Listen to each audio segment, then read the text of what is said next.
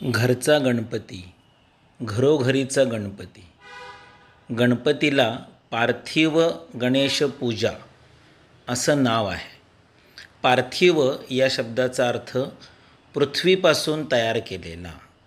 आपले शरीरसुद्धा पार्थिव शरीर आहे असे म्हटले जाते. पंचमहाभूतांपैकी पहिलं महाभूत पृथ्वी. म्हणजे साधा सरळ अर्थ जमिनीतून निर्माण होणाऱ्या वस्तूपासून तयार केलेली मूर्ती म्हणजे पार्थिव गणेश मूर्ती.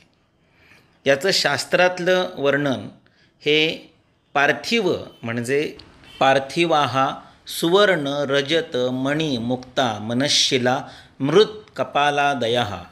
म्हणजे पार्थिव शब्दाचा अर्थ सोनं चांदी, विविध प्रकारची रत्न जसे मुक्ता म्हणजे मोती, मनशिलेसारखी काही रासायनिक द्रव्य, माती आणि फुटकी खापरं असा सुद्धा होतो.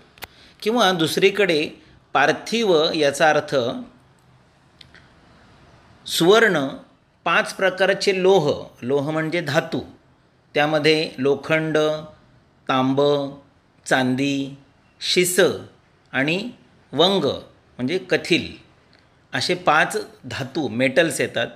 सिकता म्हणजे वाळू, सुधा म्हणजे चुनखडी, मनशिला आणि आल म्हणजे हरताळ ही 2 रासायनिक पदार्थ येतात की जे सोमल यापासून बनतात. मणी म्हणजे सर्व प्रकारची रत्न, लवण म्हणजे मिठाचा खडा, गैरिक म्हणजे सोनकाव किंवा गेरू, अंजन या प्रकारचे खनिज असतं. हे सगळं पार्थिव आहे. थोडक्यात काय तर पार्थिव याचा अर्थ फक्त पृथ्वी म्हणजे माती मृत्तिका एवढाच होतो असा नाही. त्यामुळं गणपतीची पार्थिव मूर्ती करताना ती तुम्ही वाळूची केलीत काय, जसे काही ठिकाणी 16 सोमवारच्या कथेसाठी किंवा श्रावणी सोमवारच्या कथेसाठी वाळूची पिंडी केल्याचे उल्लेख आहेत. तसं पार्थिव गणपतीची मूर्ती ही तुम्ही अगदी सोन्यापासून परवडत असेल तर किंवा रत्नांपासून मोत्यांपासून केली तरी चालणार आहे. किंवा आपण सर्वसामान्य माणसं आहोत तर आपण ती मूर्ती ज्याला परवडली त्यांनी चांदीची, पितळेची, लोखंडाची, तांब्याची अशी केली तरी चालणार आहे. त्यामुळे 2 मुख्य प्रश्न सुटतील. एक की प्लॅस्टर ऑफ पॅरिसने जे प्रदूषण होतं आणि मुख्य म्हणजे मूर्तींचं विटंबन होतं ते थांबेल. कारण प्लॅस्टर ऑफ पॅरिसची मूर्ती ही विसर्जनानंतर त्या नदीपात्रामध्ये किंवा कृत्रिम हौदामध्ये विरघळत नाही. त्यामुळं हळूहळू तिचे अवयव तुटतात आणि भग्न झालेल्या मूर्ती नदीच्या किनारी चिखलात घाणीत पडलेल्या आपल्याला पुढच्या 8-15 दिवसात पाहायला मिळतात. मन अतिशय विदीर्ण दुःखी होतं. दुसरी गोष्ट, शाडू मातीची जरी आपण मूर्ती तयार करायचं म्हटलं तरी आजच शाडू मातीचे प्रदूषणावरती किती दुष्परिणाम होतात, वातावरणावरती प्रदूषणात्मक किती दुष्परिणाम होतात याची पण एक पोस्ट आलेली आहे. कारण शाडू मातीमध्ये काहीही नव्याने उगवत नाही आणि शाडू माती हा एक वेगळ्या प्रकारे व्यवसायात आलेला भाग आहे, तो मूळ भाग नव्हे. पार्वती मातेने सुद्धा गणपती तयार करताना तो स्वतःच्या अंगाच्या मळाने केला होता. याचा अर्थ गणपती हा मातीचा चिखलाचाच केला पाहिजे असा नाही.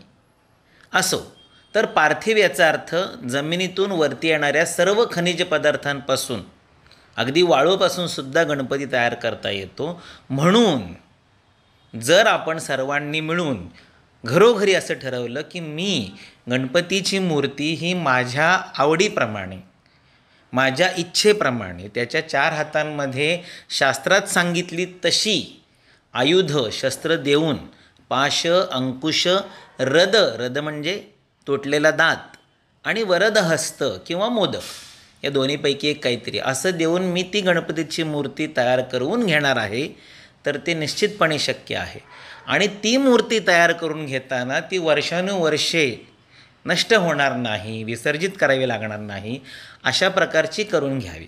म्हणून सगळ्यात सोप्या पद्धतीने परवडणारी मूर्ती म्हणजे ती तांब्याची असावी. त्याचं अजून एक कारण असं आहे की गणपती हा आपण रक्तवर्ण आहे असा म्हणतो. जर अथर्वशीर्षातली जर तुम्ही वर्णनं वाचलीत तर ती रक्तवर्णाची मूर्ती आहे, तो अंगारक आहे म्हणजे तो तांबडा आहे.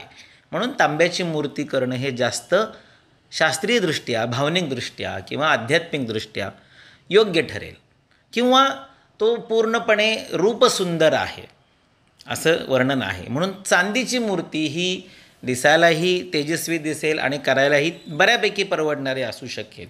तर चांदीची किंवा तांब्याची अशी धातूची किंवा पितळेची मूर्ती जर गणपतीची केली, आणि शास्त्र असं सांगतं की पूजेची मूर्ती ही 1 वितापेक्षा जास्त मोठ्या उंचीची नसावी, म्हणजे 6 इंच जास्तीत जास्त इथपर्यंत ही मूर्ती केलीत तर तिच्यामध्ये तुम्ही विधिवत प्राणप्रतिष्ठापना केल्यानंतर पुढचे 1.5 दिवस, 5 दिवस, 7 दिवस, 10 दिवस जे काही तुमचा घरातला कुळाचाराचा प्रकार असेल त्याप्रमाणे ते करावे, आणि नंतर त्याचे चक्क घरातल्या स्वच्छ बादलीमध्ये पाणी घेऊन विसर्जन करावे. कारण आपण प्राणप्रतिष्ठा केल्यानंतर शेवटी विसर्जन करण्यापूर्वी उत्तरपूजा करतो आणि त्यातलं देवत्व काढून घेतो, म्हणजे जी प्राणप्रतिष्ठा केलेली आहे ती काढून घेतो.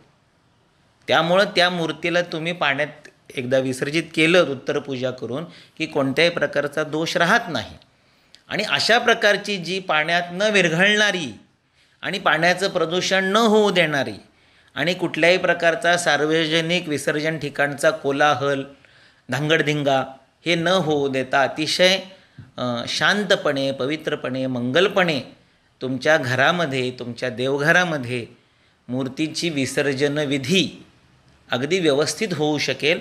आणि एकदा तो गणपती घरातल्या पात्रामध्ये, घरातल्या पाण्यामध्ये विसर्जित केलात की तो त्यानंतर ती मूर्ती काही वेळाने, साधारण 1 मुहूर्तानंतर काढून घ्यावी, स्वच्छ पुसून घ्यावी. आपण त्यातली प्राणप्रतिष्ठा विधी आणि उत्तरपूजा विधी केल्याने त्यातलं देवत्व हे विसर्जित केलेलं आहे.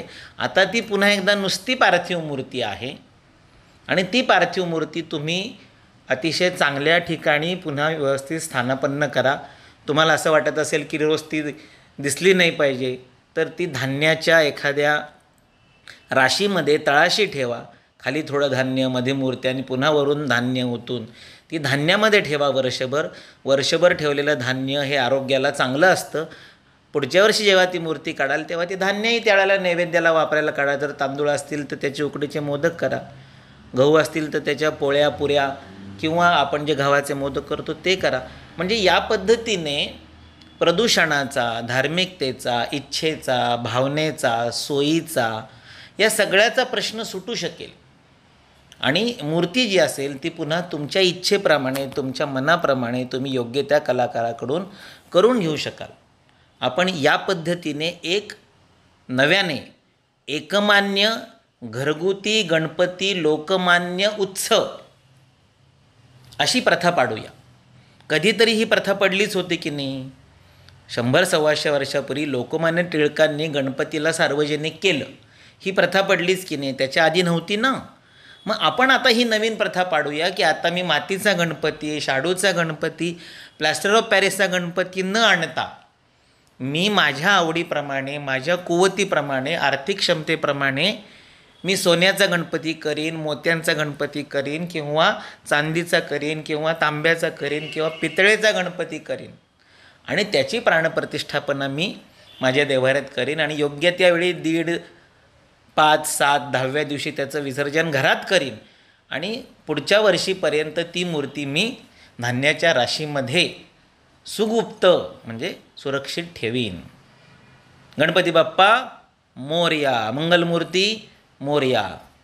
हे गणपती बाप्पा देवा सर्वांना चांगली बुद्धी दे.